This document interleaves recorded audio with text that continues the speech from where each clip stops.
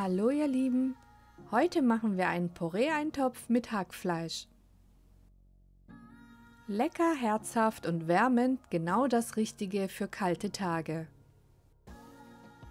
Dafür brauchen wir 250 Gramm Rinderhackfleisch, 1 Esslöffel Tomatenmark, 1 Esslöffel Paprikamark, 3 Esslöffel Olivenöl, 60 Gramm Rundkornreis, dann noch eine Tomate, eine Zwiebel, den Saft einer halben Zitrone, 240 Gramm Porree, 1 Teelöffel Salz, 1 Teelöffel Pfeffer, 1 Teelöffel süße Paprikapulver, ein Gemüsebrühwürfel und 180 Gramm Karotten. Die Zitrone habe ich ausgepresst.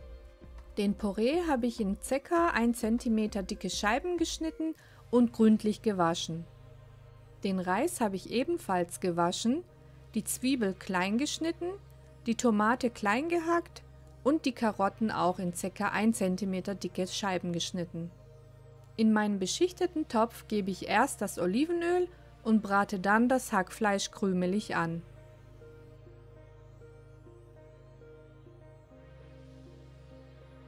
Jetzt kommen die klein gehackten Zwiebeln dazu. Für weitere leckere Rezepte von uns schaut gerne in unserer Playlist vorbei, diese verlinken wir euch jetzt. Und sobald die Zwiebeln glasig sind, gebe ich die Karotten und das Mark hinzu.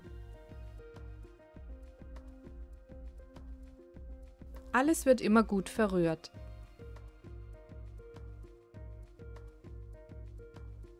Dann gebe ich den Porree hinzu und kurz darauf die gehackte Tomate. Wenn dir unser Rezept gefällt, freuen wir uns über dein kostenloses Abonnement.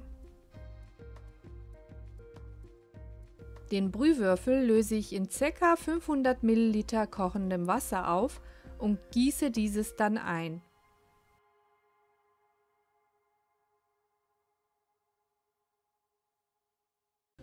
Dann gebe ich die Gewürze hinzu und den Reis.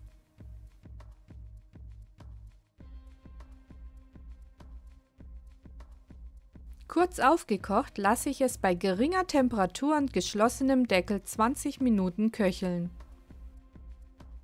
Nun kommt der Zitronensaft hinein. Rührt am besten gelegentlich um und testet den Reis, ob er durch ist. Vielen Dank fürs Zuschauen und wenn euch das Video gefallen hat, freuen wir uns über einen Daumen nach oben und ein Abonnement. Bis zum nächsten Video.